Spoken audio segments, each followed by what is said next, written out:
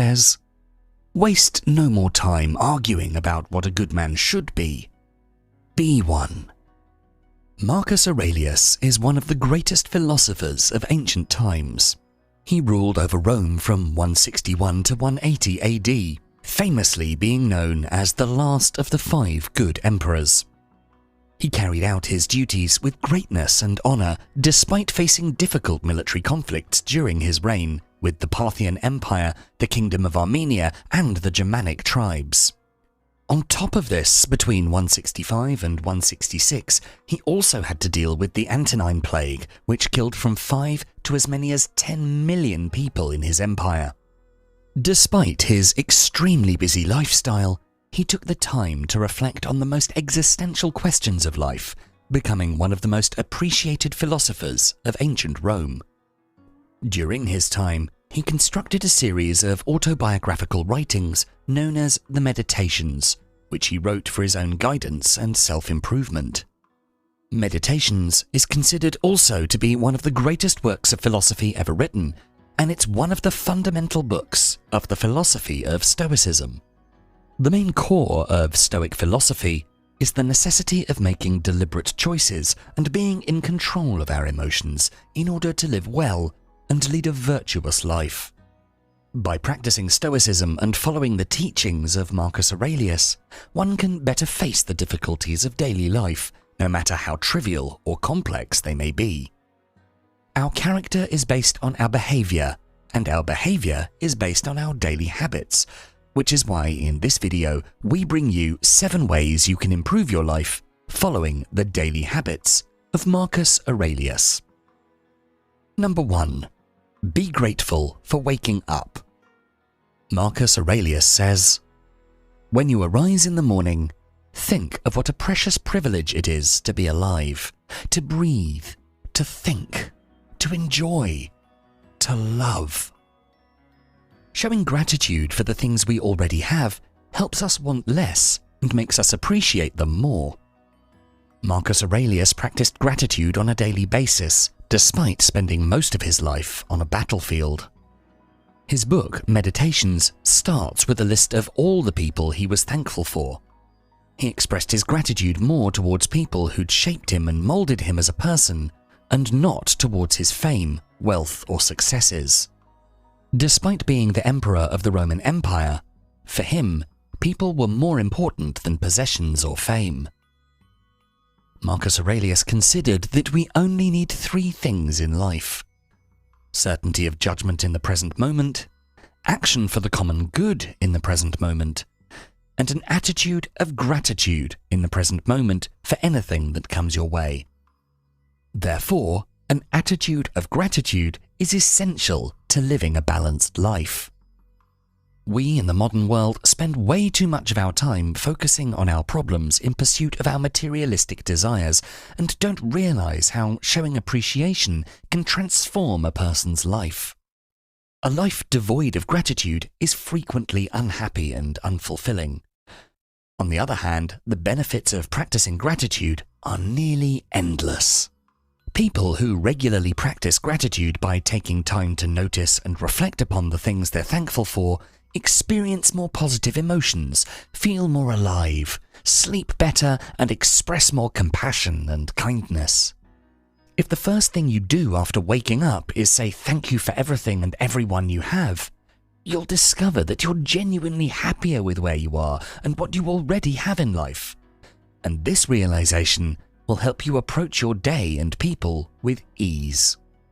You can start this practice by writing down 3 to 5 things you're thankful for every day. Even if you lose everything, your job, your house, your spouse, you can still find reasons to be grateful. Hopefully you still have your health, or you have expert professional skills. Perhaps you have close friends or family members who care about you. Or perhaps you can simply be grateful for the fact that you're still alive and you can see the sun shining for another day. Also remember, no situation is permanent, no matter how tragic. This too shall pass, is what Aurelius says. And when it does pass, we can simply be grateful that it wasn't worse than it was. Number 2. Make time for journaling. In the words of Marcus Aurelius, the recognition that I needed to train and discipline my character, not to be sidetracked by my interest in rhetoric, not to write treatises on abstract questions or deliver moralizing little sermons or compose imaginary descriptions of the simple life or the man who lives only for others, to steer clear of oratory, poetry and belles lettres, not to dress up just to stroll around the house or things like that, to write straightforwardly. At dawn, Marcus Aurelius would spend a few minutes with a blank page, writing down his thoughts, clearing his mind, reminding himself of what was truly important. Through journaling, he would spend his morning capturing his thoughts and emotions, whether at war or at peace. Our modern-day life is stressful. There are so many distractions and so much noise around us, and it can often be pretty difficult to keep calm. Our human mind loves these distractions, but the practice of journaling helps us in clearing our mind and allows us to breathe.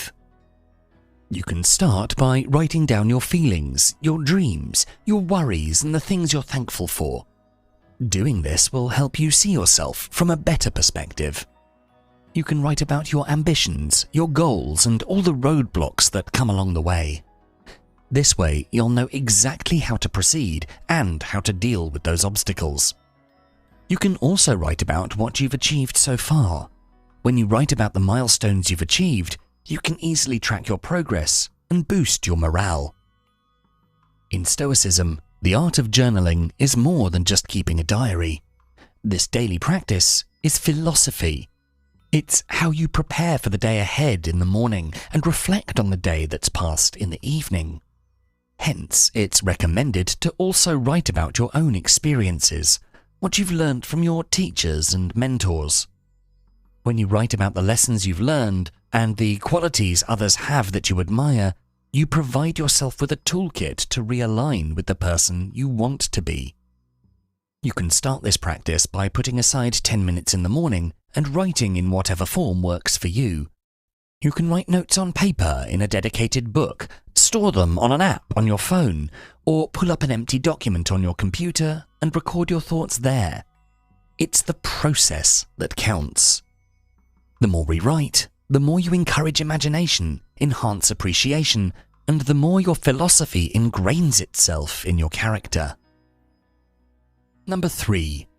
Prepare for the worst. According to Marcus Aurelius, when you wake up in the morning, tell yourself, the people I deal with today will be meddling, ungrateful, arrogant, dishonest, jealous, and surly. Marcus Aurelius faced many difficulties in life, and he understood very well how practical Stoic advice is when preparing for worst-case scenarios. As part of his morning routine, Marcus spent some time visualizing the negative people and negative circumstances that could get in his way. This way, he mentally prepared himself in order to be ready to handle anyone or anything, no matter how difficult it may be. His technique was to anticipate the worst so that we can adequately prepare ourselves for the challenges that lie ahead, otherwise known as negative visualization. The idea here is not to have a pessimistic approach, but to stay prepared for the misfortune that can befall us at any moment. If you have an employment contract which expires soon, for example, you have to plan for the worst. In this case, that the employer wouldn't extend your employment and that you have to find more work elsewhere. Don't wear rose-tinted spectacles, having absolute faith that the boss really appreciates you and that they will recommend you for a permanent position. This might happen, but as you can't know for certain, you need to apply to new jobs before your contract ends to have a plan B. You can practice negative visualization every morning by keeping your expectations up front and by being far more honest with yourself. Ask yourself, what could go wrong? How would you handle such scenarios? Can you overcome or plan for them? When you prepare for the worst in the morning, you're in a better place to deal with disaster should it arise during the day. With negative visualization and preparing oneself for the worst-case scenarios before they happen, you can reduce both fear and anxiety of the unknown. Number 4. Focus on the task at hand. Marcus Aurelius teaches us to concentrate every minute like a Roman, like a man, on doing what's in front of you with precise and genuine seriousness, tenderly, willingly, with justice, and on freeing yourself from all other distractions. It is said that Marcus would tackle his most difficult tasks first. He didn't procrastinate nor neglect hard work or avoid his more unpleasant duties. He had a job to do, and he never complained about it. He also teaches us to treat our time like a wartime general because it's our most valuable and equitable resource. We need to take control of our time and start distributing it correctly. Once you decide on your task and have a clear strategy, you must then ignore the distractions. The distractions in our modern world are never ending. Even if you try to remove all distractions like turning off the TV, silencing your phone and focusing on what you need to get done, to your brain, the allure of finding an excuse to do something easier is still strong. This is because our brain craves short-term pleasure, which is why it's often hard to start work, as there's no expectation of an immediate reward. Sometimes that reward is years away. However, if you wrap up your work with the expectancy of an immediate reward, you give yourself a good reason to concentrate on your work. For example, if you avoid or delay your work and spend a lot of your time checking social media feeds, you can make a deal with yourself that you're not allowed to log in to your social media accounts again until a certain amount of work is done. This way, you can stay focused on your task and on what needs to get done. When you spend your days focusing on what needs to be done, it becomes easier to stay on task and get things accomplished. The more focused you are, the more successful, energetic, and content you will be. Number 5. Master your mind. To quote Marcus Aurelius, "You have power over your mind, not outside events. Realize this, and you will find strength." Our mind is one of our greatest assets in life. It's the instrument with which we think, we analyze reality and make decisions. But our mind can also be our greatest enemy. According to Aurelius, it all depends on our perception, on how we choose to look at things that determines if we use our minds wisely or in a destructive way. Following the wisdom of Aurelius, we too can increase our capacity to focus on what we can control if we do the following things. 1. Stop blaming external circumstances for your failure. As an emperor, Marcus Aurelius always took full responsibility for what was happening in his empire and always meditated at the end of the day on what his mistakes were and what he could do better next time. Similarly, we should also stop playing the victim and blaming external circumstances for our failures. For example, don't react harshly when your boss criticizes you in front of others because of the way you did a task.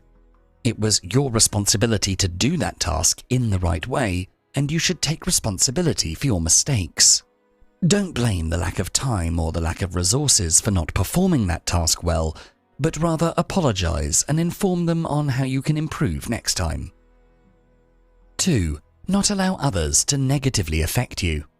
Marcus Aurelius emphasized focusing our mind on the present moment, on solving the problem at hand, rather than getting lost in the details and getting affected by the people or circumstances.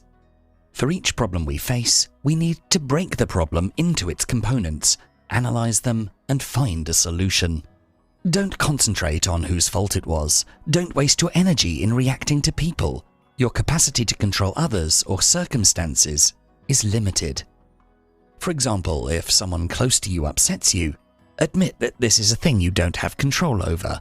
You can try to figure out if there was something you did that triggered this reaction. If there wasn't, just acknowledge the fact and make peace with it. There's nothing you can do about it. And finally, 3. take control over how you perceive reality. Marcus Aurelius firmly believed that our soul takes the colour of our thoughts, and we should guard those thoughts strongly. Thus, if your thoughts are pure, the happier you'll be and the more courageous you'll feel in tackling the problems that appear. Your peace of mind depends on how you control how your mind sees things. If you suffered a spinal injury that results in you needing a wheelchair, for example, in Aurelius's view, the best approach for your mental health is to stop complaining about how unfortunate you are and rather focus on the positives. Perhaps you can now be a role model for other people. You could participate in sports and prove that there's nothing that can stop you. Or perhaps you might focus on a hobby that you'd never have considered before, like painting, music, or writing. Obstacles and hardships present themselves each day. They are indeed a part of life. There'll be moments of turbulence in all our lives, and many of them will be unexpected, happening at the most inopportune times. These moments can strengthen or weaken us, and that all depends on how we respond to it. We may complain about obstacles, call them unfair, never face them, and stay negative.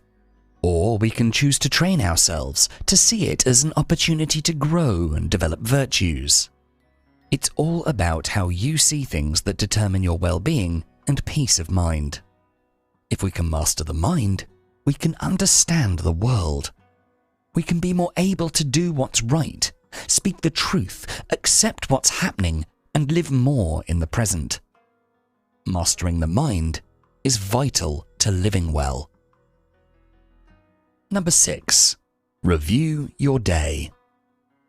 According to Marcus Aurelius, nothing has such power to broaden the mind as the ability to investigate systematically and truly all that comes under thy observation in life. Stoicism is a very practical philosophy.